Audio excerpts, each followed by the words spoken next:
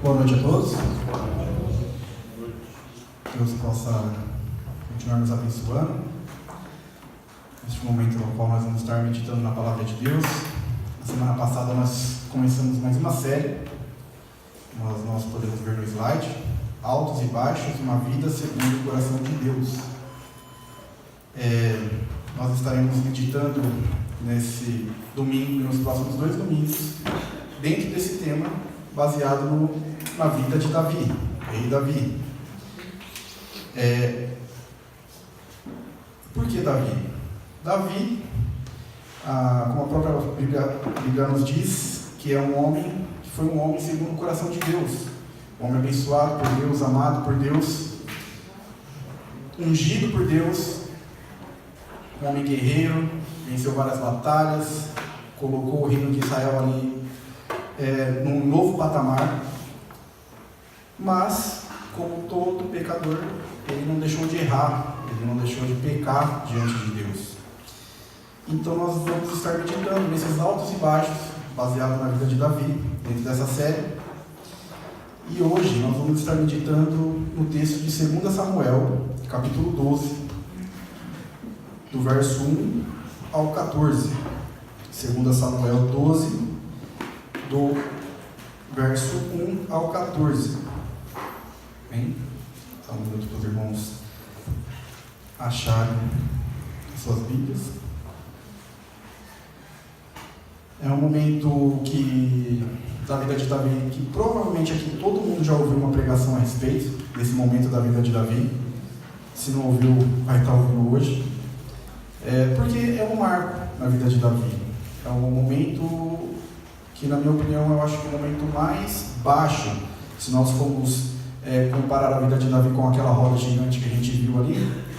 Eu acho que é o momento mais baixo da vida de Davi, onde que ele chegou da presença de Deus, por causa do pecado que ele cometeu. Como eu disse, foi um marco na vida dele que mudou. As consequências daquele pecado mudaram drasticamente a vida de Davi. Então, se você não ouviu a respeito dessa parte da vida de Davi, você vai ouvir hoje. Então o texto de 2 Samuel 12, do verso 1 ao 14 diz: O Senhor, pois, enviou Natã a Davi, e entrando ele a ter com Davi, disse-lhe: Havia numa cidade 2 homens, um rico e o outro pobre. O rico tinha rebanhos e manadas em grande número, mas o pobre não tinha coisa alguma, senão uma pequena cordeira que comprara e criara. Ela crescera em companhia dele e de seus filhos. Do seu bocado comia, do seu copo bebia e dormia em seu colo. E ele tinha como uma filha. Chegou um viajante à casa do rico, e este, não querendo tomar das suas ovelhas e de seu gado para cozinhar para o viajante que viera a ele, tomou a cordeira do pobre e a preparou para o seu hóspede. Então a ira de Davi se acendeu em grande maneira contra aquele homem, e disse a Natã: Vive o Senhor, que digno de morte é o homem que fez isso. Pela cordeira restituirá o quádruplo, porque fez tal coisa e não teve compaixão. Então disse Natã a Davi: Este homem é tu. Assim diz o Senhor, Deus de Israel: Eu te ungi rei sobre Israel, livrei-te da mão de Saul, e te dei a casa do teu senhor, e as mulheres do teu senhor Saul, em teu seio. Também te dei a casa de Israel e de Judá, e se isso fosse pouco, te acrescentaria outro tanto. Porquanto desprezastes a palavra do Senhor, fazendo mal diante dos seus olhos, a Urias, o heteu, matastes à espada, e a sua mulher tomaste para ser tua mulher. Sim, a ele matastes com a espada dos amonitas. Agora, pois, a espada jamais se apartará da tua casa, porquanto me desprezastes e tomaste a mulher de Urias, o heteu, para ser tua mulher. Assim diz o Senhor: Eis que suscitarei a tua própria casa o mal sobre ti, e tomarei tuas mulheres perante os teus olhos, e as darei ao teu próximo, ao qual se deitará com as tuas mulheres à luz deste sol. Pois tu o fizestes em oculto, mas eu farei este negócio perante todo Israel e à luz do sol. Então disse Davi a Natã: pequei contra o Senhor. Tornou Natã a Davi: também o Senhor perdoou o teu pecado, não morrerás. Todavia, porquanto com este feito deste lugar a que os inimigos do Senhor blasfemem, o filho que te nasceu certamente morrerá. Amém? Amém. Bom, 2 Timóteo 3, do 16 ao 17, diz que toda a Escritura é inspirada por Deus e útil para o ensino, para a repreensão, para a correção, para a educação na justiça, a fim de que o homem de Deus seja perfeito e perfeitamente habilitado para toda boa obra. Amém? E eis nós aqui meditando no momento onde que Deus está exortando, está ensinando, está repreendendo Davi por algo que ele cometeu, algo que ele fez na investidura de rei. Ele usou dos seus atributos reais para cometer esse pecado na frente, diante de toda a nação de Israel. Para quem não está contextualizando, a gente vai voltar um pouquinho antes no texto de Samuel. Não vamos ler o texto, mas eu vou trazer alguns pontos de 2 Samuel 11, que explica tudo o que sucedeu para que Deus enviasse o profeta Natã até a Davi para o exortar e o corrigir. No capítulo 11, para quem já leu, ou para quem for ler, vocês vão ver que o texto narra que um certo dia, no tempo de sair à guerra, Davi não saiu com suas tropas para guerrear e ficou no palácio. E, passeando pelo palácio, ele viu uma mulher tomando banho. E Davi cobiçou aquela mulher, porque o texto fala que era uma mulher muito bela aos olhos. E Davi mandou mensageiros para saber quem era aquela mulher. E os mensageiros foram até aquela mulher e os mensageiros falaram: olha, essa é Betseba, é mulher de Urias. E Urias era um dos soldados de Davi que estava pelejando nessa peleja contra os amonitas, que ele não participou. Tanto que mais para frente, no final do livro de 2 Samuel, ele é até contado entre os valentes de Davi. Davi tinha um grupo de cerca de 30 a 32 homens que foram homens que se destacaram nas guerras. Homens valentes, homens que fizeram feitos dignos de se destacar diante de todo o exército de Israel ali, comandado por Davi. E Davi, ele não se apega a esse detalhe da mulher ser casada. Ele simplesmente manda chamá-la para o palácio. Ele deita com ela, ele dorme com ela, e ela acaba concebendo um filho. Ela engravida, e ela conta a Davi que estava grávida, enquanto o marido estava na guerra. E a primeira coisa que Davi faz é mandar uma carta a Joabe, que é o chefe do exército dele na frente da batalha, e manda que Joabe mande a Urias, mulher de Betseba, de volta ao palácio, uma desculpa para que ele enviasse notícias sobre a guerra. E Joabe obedece e manda a Urias. Urias vai ao palácio, Davi convida ele participa do banquete, Davi pergunta da guerra, como que estava o pessoal e tudo. Só que a intenção de Davi era o quê? Era trazer Urias de volta, para que ele participasse do banquete, e no final do banquete ele descesse até a casa dele, descansasse e se deitasse com a mulher dele, porque daí o filho não teria problema, não teria como se justificar como que a mulher engravidou, sendo que o marido estava na guerra. Só que Davi não contava que Urias era um dos homens talvez mais fiel do exército de Davi, porque Davi dá o banquete para ele come, ele participa, e na hora que Davi fala para ele: ó, agora vai para tua casa, descansa, se lava, se deita com a sua mulher, aproveita que você está aqui. Só que Urias era tão crente, dizendo assim, que ele não foi. Ele dormiu na porta do palácio junto com os outros servos do rei. E quando Davi foi avisado que o plano dele não estava dando muito certo, ele chamou Urias de volta e perguntou: por que você não desceu para sua casa? Ele falou: como eu, pobre servo, posso ir para minha casa, aproveitar do meu leito, aproveitar da minha comida, do meu banho, enquanto a Arca da Aliança está em tendas junto com o exército, quando o meu capitão, Joabe, e os meus irmãos de guerra estão em batalha, como eu poderia ter esse prazer enquanto meus colegas estão sofrendo uma batalha? Ele falou, de forma nenhuma eu vou fazer isso. Davi, ali ele pega, mais uma vez, ele convida Urias para um banquete. Dessa vez ele embebeda Urias, deixa Urias bêbado, e manda os servos dele levar ele para a casa dele, uma forma de forçar que ele vá para a casa dele, para que aconteça aquilo que ele está planejando, tentar encobrir aquilo que ele fez. Só que novamente Urias, ele não vai para casa. E aí Davi vem e fala, realmente esse daí não vai ter jeito.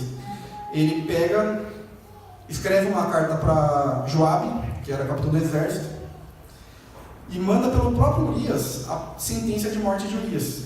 Ele fala na carta, ele diz a Joabe, capitão do exército, que coloque Urias na frente da batalha, no lugar mais perigoso, no lugar que com certeza quem for para aquela batalha não vai sair vivo, para que ele morresse e os problemas dele fossem resolvidos. E assim fez. Urias, sem saber de nada, pega a carta, entrega a Joabe. Joabe obedece o rei e manda Urias para uma missão suicida, que não teria como voltar. E aí Urias morre, a mulher dele chora, o tempo de luto se passa e Davi traz Betseba para viver no palácio como mulher dele. E aí no final do capítulo 11, o texto destaca, eu acho que é a primeira vez que a gente vê, desde quando começa a história de Davi,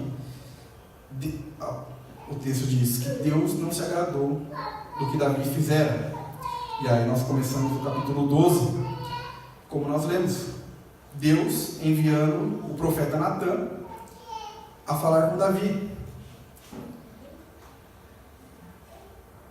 E aí a gente entra no capítulo, no primeiro ponto que nós vamos tratar hoje à noite, que é a parte que eu peguei como título, a parte A de Hebreus 12, verso 6. Pois o Senhor corrige ao que ama. E a primeira coisa que eu queria destacar nessa parte onde Natã chega com essa história para Davi, a gente não pode dizer que é uma parábola ou algo que Natã inventou na hora para alcançar ali Davi, mas é que era um costume comum da época, os reis julgarem as coisas do povo, discórdias, contendas, brigas. O rei fazia essa parte de juiz também, essa parte de juiz em Israel.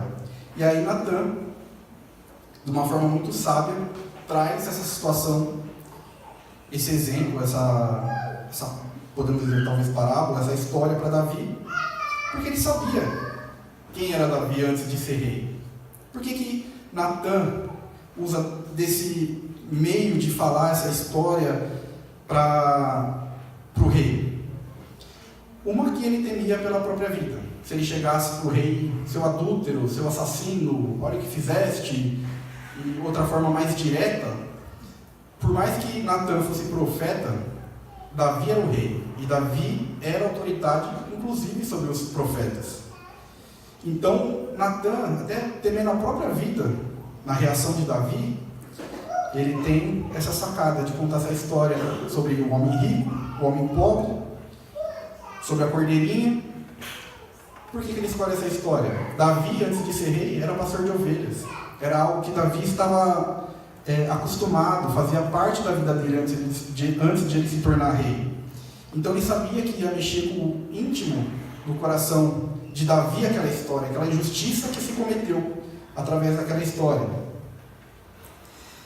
E por que ele sabia que isso mexeria com o coração de Davi? Porque ele sabia que Davi era um pastor, assim como o bom pastor, que é mencionado em João 10 por Jesus.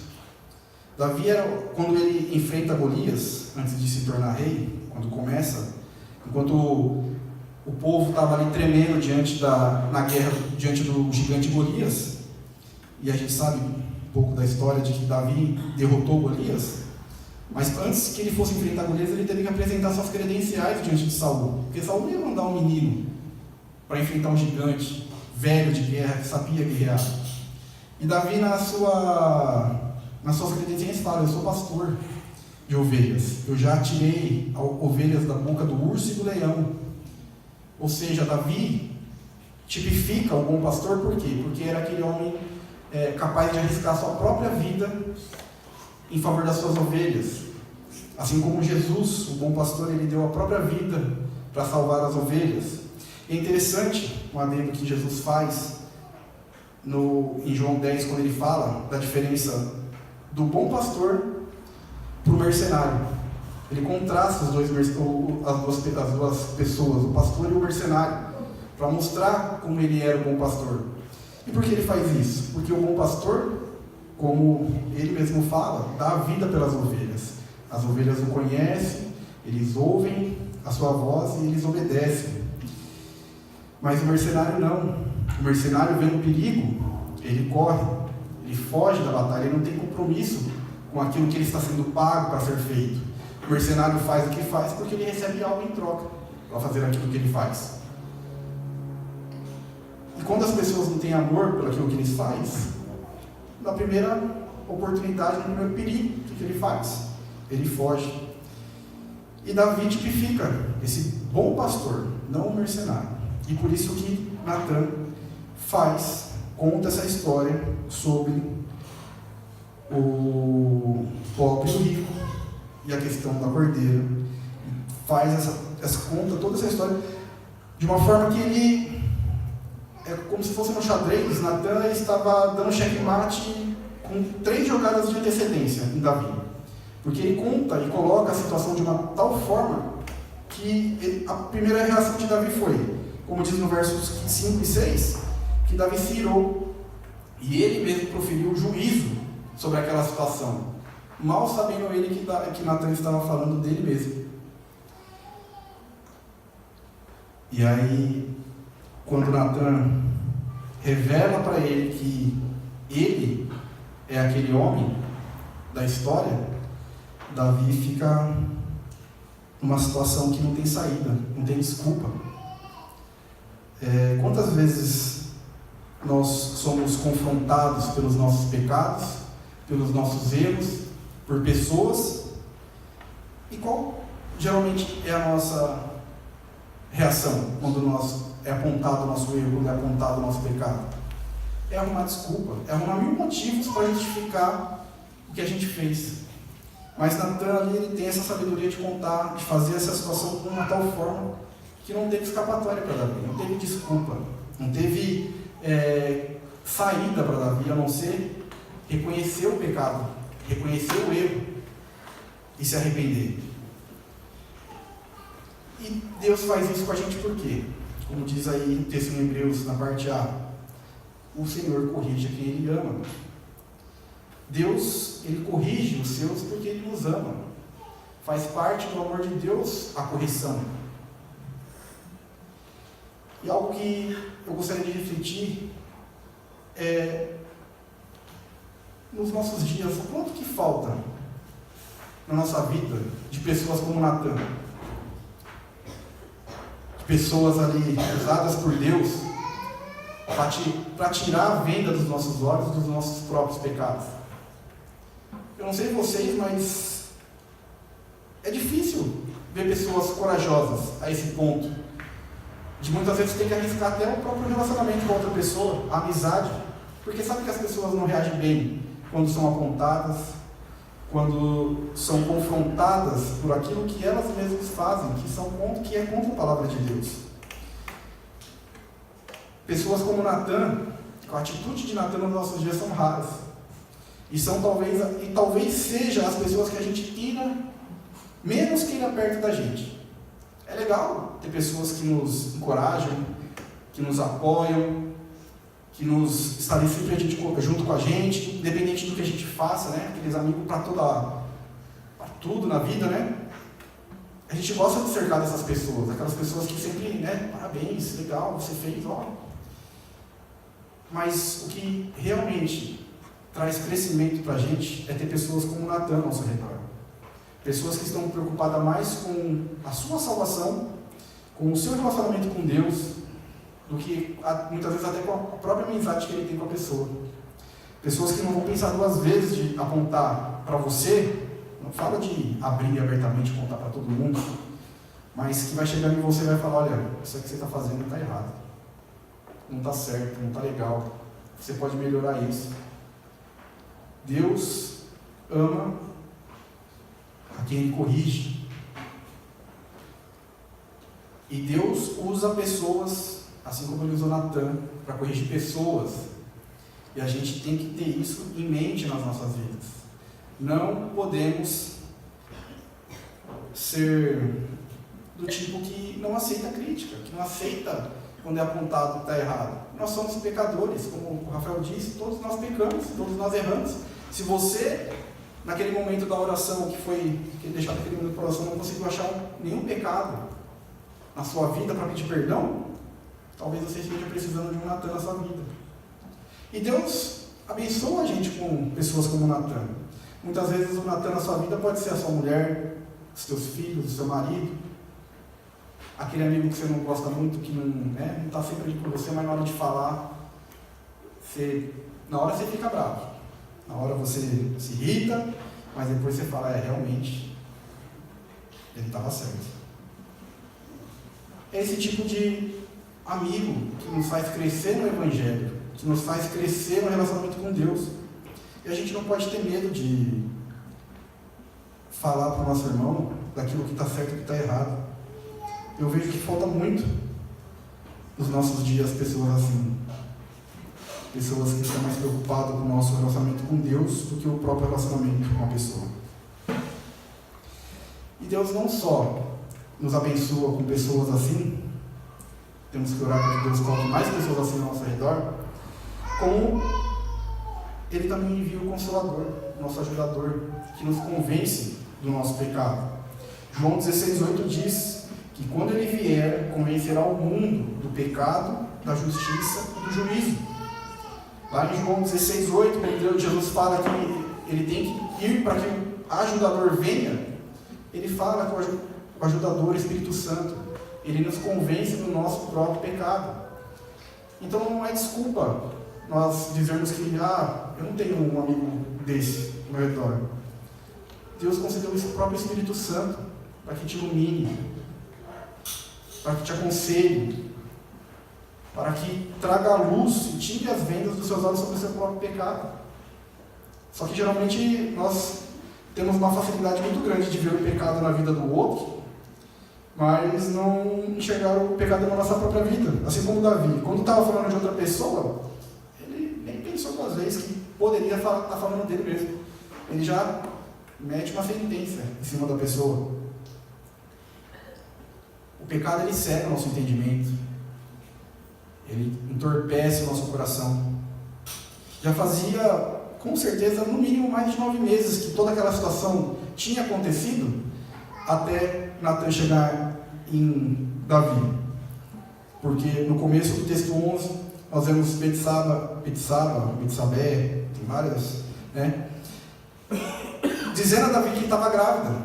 E aí no texto do capítulo 12, diz que a criança já havia nascido. Então já havia passado um tempo, talvez até Davi já tinha pensado, ufa, escapei dessa, porque ele tinha consciência, mas estava tão entorpecido pelo pecado que não entendeu, não teve um coração contrito na presença de Deus durante aquele tempo. E Deus não só nos corrige, como Deus só não corrige a quem Ele ama. A parte B de Hebreus fala que Ele açoita todo aquele que recebe por filho. Nós vemos um texto aqui que, depois de Natan contar a história, Davi pronunciar a sentença, aí então Natan diz a Davi, quando ele diz que esse homem é tu, ele, de uma certa forma, é como se ele estivesse aceitando Davi com os próprios pecados de Davi. Do verso 7 até o 12, nós podemos ler, para nós dar uma relembrada. Então disse Natan a Davi no verso 7: Esse homem és tu, e assim diz o Senhor, Deus de Israel: e eu te ungi rei sobre Israel. Livrei-te da mão de Saul, e te dei a casa de teu senhor e as mulheres do teu senhor Saul, em teu seio. Também te dei a casa de Israel e de Judá, e se isso fosse pouco, te acrescentaria outro tanto. Natan começa já deixando Davi indesculpável diante do pecado dele. Olha, você era um pastor, eu te ungi, te coloquei como rei. Quantas vezes eu não te livrei da mão de Saul que te perseguia, te queria morto por inveja, por eu ter tirado a minha bênção da vida dele. Eu tirei a casa dele, tudo que era de Israel. Eu tirei as mulheres. Os reis, eles tinham o costume da época de ter concubinas e mulheres. Nós lemos que o filho de Davi, Salomão, tinha 1000 mulheres, praticamente. 700 mulheres e 300 concubinas. Davi não tinha tudo isso, mas ele herdou de Saul. Se o seu problema era mulher, eu te dei as concubinas, as mulheres de Saul. Também te dei toda a casa de Israel, de Judá. E se isso tudo fosse pouco para você, se você tivesse um pedido, eu acrescentaria outro tanto. Mas não. Davi comete esse adultério, esse assassinato. E aí o texto segue: porque desprezastes a palavra do Senhor, que é a lei. Quando Davi comete esse ato, ele está desprezando, está pecando contra a lei, os 10 mandamentos. Ele fere no mínimo 3 dos 10 mandamentos. Ele cobiça a mulher do próximo, ele adultera com ela e, de certa forma, mata Urias. Por mais que ele não tenha, ele mesmo, colocado a espada no coração de Urias, as ordens dele e a intenção dele era da morte de Urias. E aí o texto fala: porque fizestes o mal diante dos olhos de Deus, do Senhor? A Urias, o Heteu, matastes a espada, e a sua mulher tomaste para ser tua mulher. Sim, a ele matastes com a espada dos amonitas. É interessante nós vermos aqui o Senhor acusando Davi de ter matado alguém, porque Davi era um homem de guerra. Nós lemos alguns capítulos anteriores que, enquanto Saul era rei e Davi ia para a guerra, Davi tinha mais sucesso do que Saul. E quando os dois retornavam da guerra, as mulheres, as pessoas cantavam na rua que Saul havia matado milhares, mas que Davi havia matado dezenas de milhares. Que Davi era um guerreiro superior a Saul. É interessante a gente ver Deus acusando uma pessoa de ter matado alguém, sendo que toda a história de Davi anteriormente a gente não vê. E Davi é condecorado como herói. Davi é um homem segundo o coração de Deus. Há uma questão teológica sobre esse mandamento de não matarás, de que alguns entendem que ali Deus está falando não assassinarás. Na guerra, quando as pessoas se dispõem à guerra, ela sabe que ela está ali para matar ou morrer. Agora, assassinar alguém é algo que é vil. A pessoa não espera aquilo, ela não está ali para aquilo, para participar daquilo. Então, por isso que Deus, ele acusa Davi de assassinato naquele momento. É uma questão teológica só, mas que a gente pode se aprofundar numa outra hora, mas é interessante a gente trazer luz a isso, né? Porque às vezes pode surgir a dúvida. E se continuar com dúvida, pergunte, estude, continue conhecendo a palavra de Deus. No verso 10, Natan segue: agora, pois, a espada jamais se apartará da sua casa, porquanto me desprezaste e tomaste a mulher de Urias o Heteu para ser tua mulher. Assim diz o Senhor: eis que suscitarei a tua própria casa um mal sobre ti, e tomarei tuas mulheres perante os teus olhos, e as darei a teu próximo, ao qual se deitará com tuas mulheres, à luz deste sol. Pois tu o fizestes em oculto, mas eu farei este negócio perante todo Israel e à luz do sol. Nesse trecho, Natan, ali falando como profeta do Senhor, primeiro ele deixa Davi indesculpável diante do pecado. Depois ele faz a acusação, ele aponta os pecados que Davi cometeu ali contra o Senhor, e também aplica a sentença. Por ele ter feito isso, nós vemos do 10 ao 12 o que aconteceria com Davi. Uma das coisas sobre a sentença é que a espada nunca se apartaria da casa de Davi. E realmente, quando nós vemos o decorrer da história, todos os descendentes de Davi ali ou morreram de forma violenta,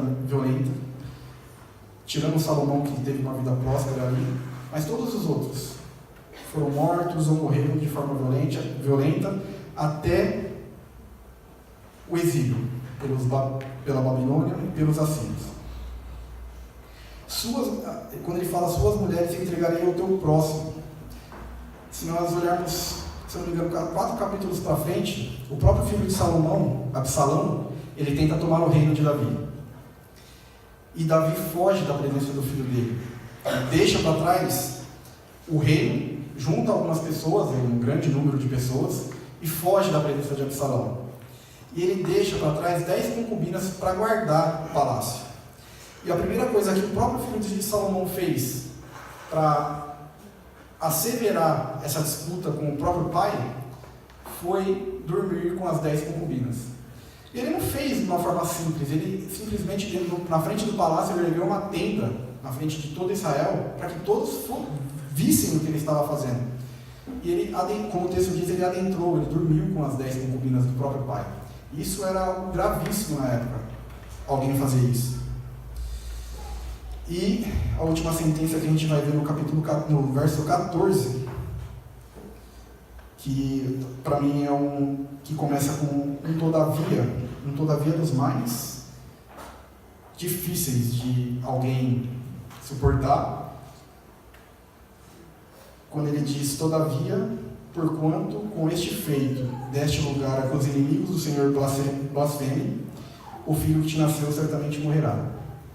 Então, a espada, por Davi ter pecado, Deus, de uma forma direta, faz com que a espada nunca se aparte da casa dele, que as mulheres fossem desonradas pelo próprio filho, e o filho, fruto do relacionamento com Betseba, morresse.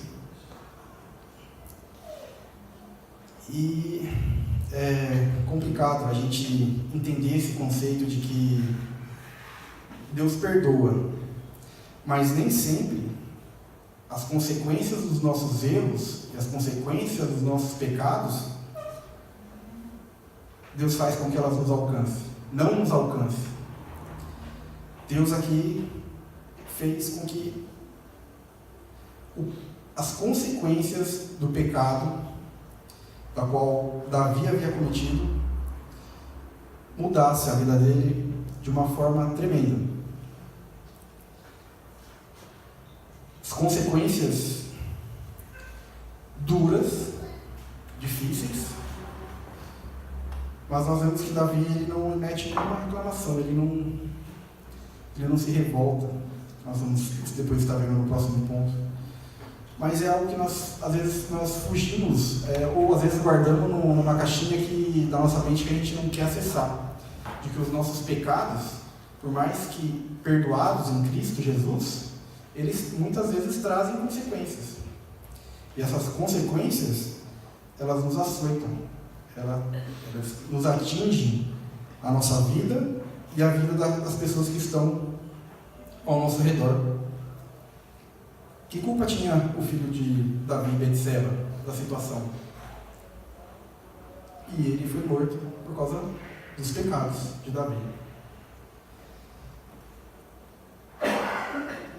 Às vezes nós pedimos perdão, nos arrependemos e achamos que as consequências dos nossos pecados elas não vão nos alcançar.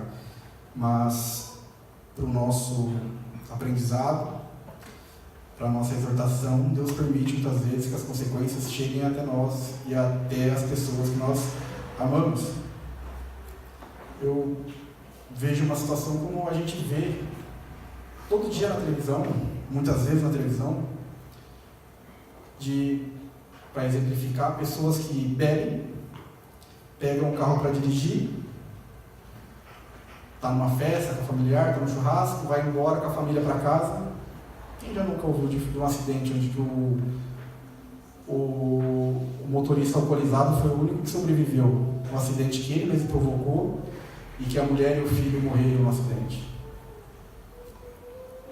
Os pecados têm consequências nas nossas vidas. E como nós lidamos com as consequências dos nossos pecados? Nós nos revoltamos, nós nos iramos contra Deus sobre aquilo que nós mesmos causamos, nós aceitamos pacientemente. O fato é que o pecado ele é muito mais nocivo do que às vezes a gente fantasia na nossa cabeça. A gente acha que pelos meus pecados estarem perdoados em Cristo Jesus, eu posso fazer, eu posso pecar, eu tenho aquele pecadinho de estimação, eu tenho aquele, não, eu vou continuar porque aquilo não me alcançou, mas uma hora ele pode alcançar e o baque pode ser enorme. Eu fico imaginando, no meu caso, né? Eu acho que eu acho que quem entende melhor como é perder um filho, e como no caso de Davi, ele ter causado aquilo, quanto pode impactar na vida de uma pessoa. Esses tempos atrás eu vi um triste acidente, né? Mas foi nos Estados Unidos, um pai dando ré no carro, pegou a criança de 2 anos e matou. Quanto isso pode impactar na vida da pessoa? Como que fica o coração e a mente de uma pessoa? O fato é que a criança não morreu assim que o profeta proferiu.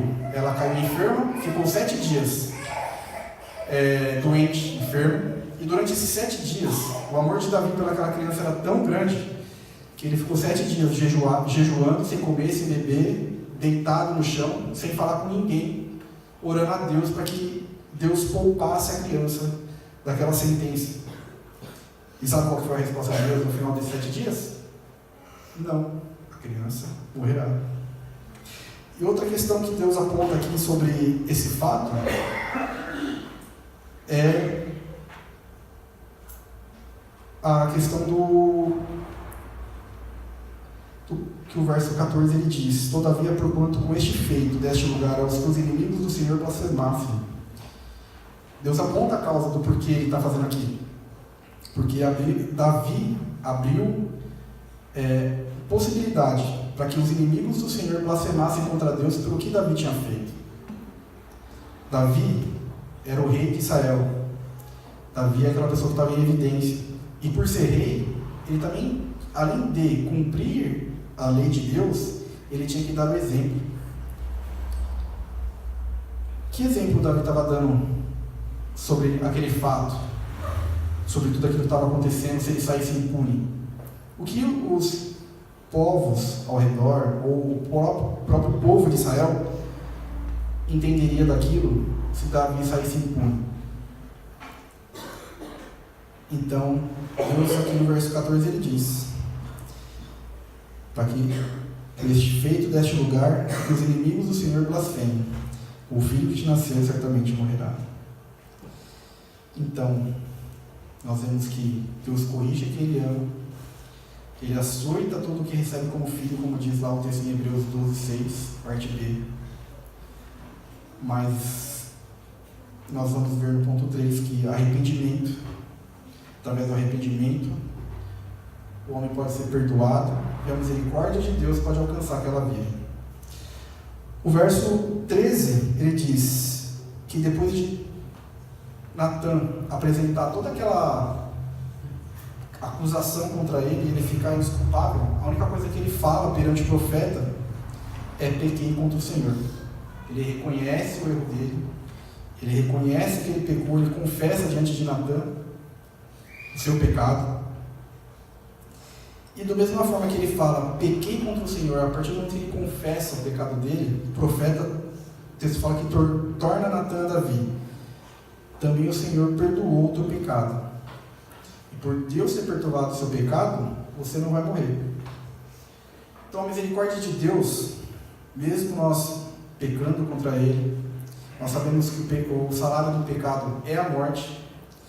Mesmo diante de tudo isso que aconteceu com Davi, não foi algo fácil, mas os crimes que ele cometeu contra Deus, os pecados que ele cometeu contra Deus, era digno de morte.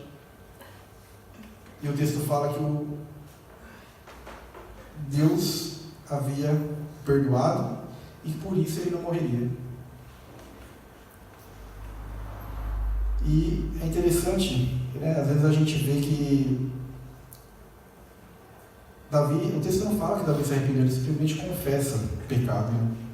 Mas aí a gente vê que o Salmo 32 é aceito como um salmo que Davi compôs durante aquele período, naquela situação que estava acontecendo. E aí a gente vê como, se a gente lê o Salmo 32, como que Davi abre o coração diante de Deus e reconhece a misericórdia de Deus e toda a graça que Deus estava derramando na vida dele. O Salmo 32, só para nós darmos uma lida, diz: bem-aventurado aquele cuja transgressão é perdoada e cujo pecado é coberto. Bem-aventurado o homem a quem o Senhor não atribui iniquidade, e em cujo espírito não há dolo. Enquanto guardei silêncio, consumiram-se os meus ossos pelo meu bramido durante o dia todo, porque de dia e de noite a tua mão pesava sobre mim, o meu humor se tornou em sequidão de estio. Confessei-te o meu pecado, e minha iniquidade não encobri.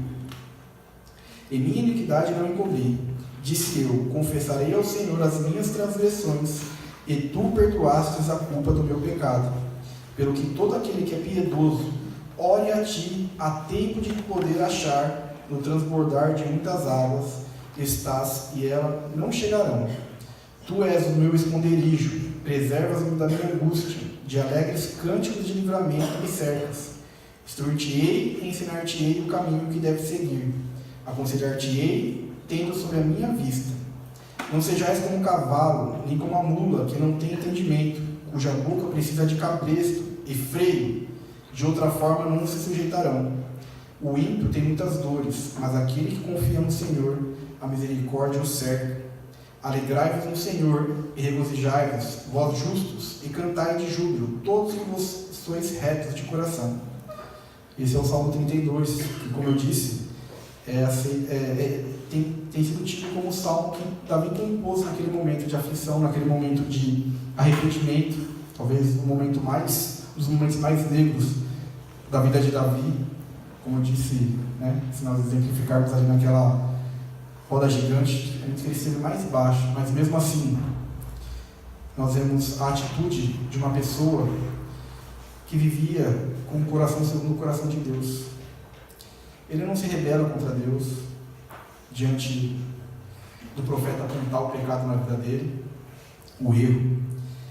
Ele não se rebela, ele não se revolta, ele não arruma desculpa, né? Várias desculpas Davi podia mencionar ali: eu sou rei, eu tenho direito, as regras não se aplicam a mim, eu estou acima da lei, das regras, eu posso. E nós vemos que o próprio Senhor Jesus se colocou como homem, sujeito a sentir fome, a ter sono, e a gente sabe que tem pessoas que se sentem acima da lei, acima das regras, mas mesmo sendo rei, Davi não agiu dessa forma. Davi, ele reconhece o erro, ele confessa o pecado diante de Deus, e ele sente como, ele fala que antes de confessar o pecado, ele sentia como se a mão do Senhor pesasse sobre ele. Enquanto ele guardava silêncio daquilo, ele sentia que os próprios ossos se consumirem. Ele não sentia paz, mas a partir do momento que ele confessou diante de Deus o seu pecado, os seus erros, as suas falhas, o texto diz que ele foi perdoado. É certo que todas aquelas consequências aconteceram, mas Betseba, ela teve outro filho, e aquele filho foi Salomão, e o texto diz que Deus amou a Salomão. Tanto é que nós podemos ver através da história que continua nos livros de Reis e Crônicas, o quanto Deus abençoou a Salomão. A lei poderia exigir que Davi se separasse, expulsasse Betseba, da casa, mas mesmo ela continuando ali, mesmo tudo aquilo ter se iniciado como pecado, Deus transforma o mal em bem, como a palavra fala. E Davi foi perdoado, Davi provou da misericórdia de Deus, Davi sentiu paz. Às vezes nós sentimos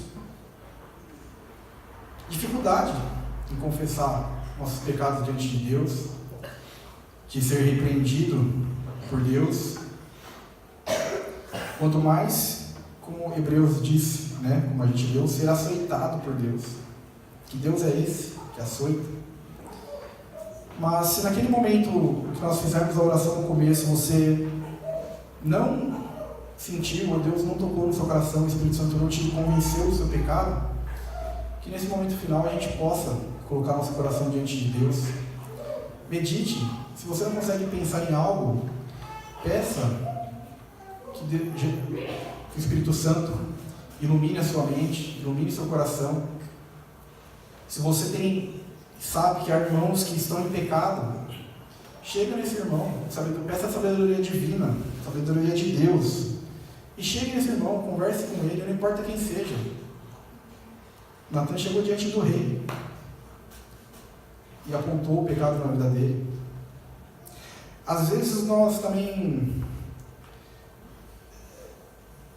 sentimos dificuldade de chegar nas pessoas para falar apontar o que ela está fazendo de errado na vida dela, porque não sei que palavras usar, sem magoar a pessoa, sem que a pessoa fique brava comigo.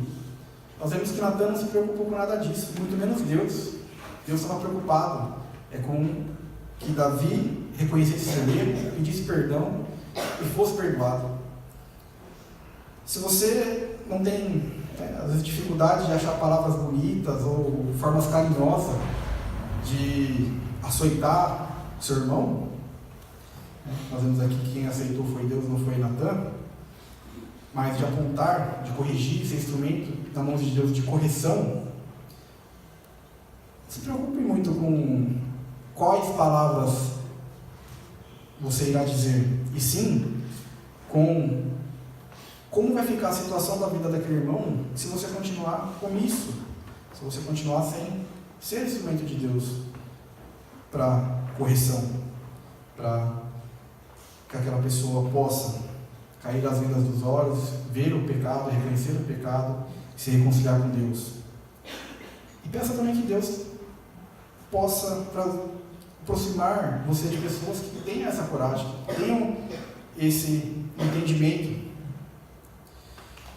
O último texto que eu gostaria de ler, que corrobora com tudo isso que a gente leu e meditou, é Hebreus 12, Só que do versículo 4 ao 8, o texto diz: ainda não resististes até o sangue, combatendo contra o pecado, e já vos esquecestes da exortação que vos admoesta como a filhos. Filho meu, não despreze a correção do Senhor, nem te desanimes quando por eles é repreendido, pois o Senhor corrige a quem ama e açoita todo o que recebe por filho. É para a disciplina que sofreis. Deus vos trata como os filhos, pois qual é o filho que o pai não corrija? Mas se estáis sem disciplina, da qual todos se têm tornado participantes, sois então bastardos e não filhos. A disciplina é para todos, desde o pequeno até o grande, correção. E por que Deus corrige? Porque Ele nos ama como pai. E qual pai que, vendo o filho fazendo coisas que não o agradam, não vai lá e corrige? Como o texto diz, até questão de açoita. E Ele faz isso porque Ele nos ama. Agora, se você, como o texto diz, está vivendo em pecado, sem correção e sem disciplina, talvez, como o texto diz, não sois filhos legítimos, sois então bastardos. É isso que nós queremos ser na presença de Deus? É isso que nós buscamos diante de Deus, sermos filhos ou sermos bastardos? Então, se você quer ser chamado filho de Deus, aceite a correção, aceite a disciplina, porque é para o seu próprio bem, para que você cresça no seu relacionamento com Deus, para que Deus livre você mesmo das consequências do pecado que você está semeando na sua vida. Estudando e vendo todo esse texto para trazer para a igreja, eu vi a situação como alguém com uma corda amarrada no pescoço e preso, amarrado numa árvore pequena, mas que essa pessoa ia regando. E assim, é como se essa árvore fosse um pecado, a pessoa ali alimentando o pecado, até que chega um momento que a corda pendure aquela pessoa pelo pescoço. O salário do pecado é a morte. Então, Jesus ele já cortou essa corda. Para aqueles que são filhos de Deus, ele perdoou os pecados e nos deu a vida eterna. Não morreremos. Mas às vezes, pode ser que Deus corte alguns galhos dessa árvore do pecado que você está alimentando, regando, e te açoite com eles. E aí depende do pecado que você está alimentando e regando na sua vida. Tem, né, quem já nunca apanhou de vara de marmelo quando era pequeno, né, os mais antigos, hoje em dia, né, até se talvez der uma palmada numa criança, a pessoa, né, mas os mais antigos sabem o que é apanhar de vara de marmelo, de espada de São Jorge, e galho, ou que sua mãe visse na frente. Você morreu por causa disso? Não, foi para a sua correção, para que você fosse uma pessoa melhor, para que você não, muitas vezes não caísse na criminalidade. E como eu disse, você vai dar planta que você está regando. Com certeza, quem me apoiou sabe que uma espada de São Jorge dói muito menos do que uma vara de marmelo, que por sua vez dói muito menos do que aquelas árvores cheias de espinho, né? Às vezes a pessoa está plantando aquela que, quando bate, arranca até sangue. Então, tenha isso em mente. Se aparta do pecado, pede discernimento de Deus, se arrependa dos seus pecados, busque santidade, busque direção de Deus. E eu creio que se você está aqui hoje, esse domingo, se você veio no domingo passado, se você vai estar aqui no domingo que vem, se você está lendo, se você está orando, você está buscando ser filho de Deus e não um bastardo.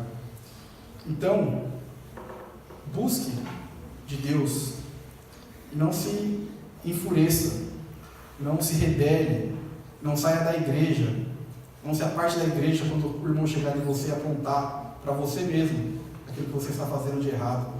Porque se ele está fazendo aquilo, é porque Deus está usando ele como uma forma para demonstrar o amor de Deus na sua vida. Não é para a sua morte, não é para o seu fim, mas sim para que você se arrependa dos seus pecados e você cresça no relacionamento com Deus, na presença de Deus. Amém?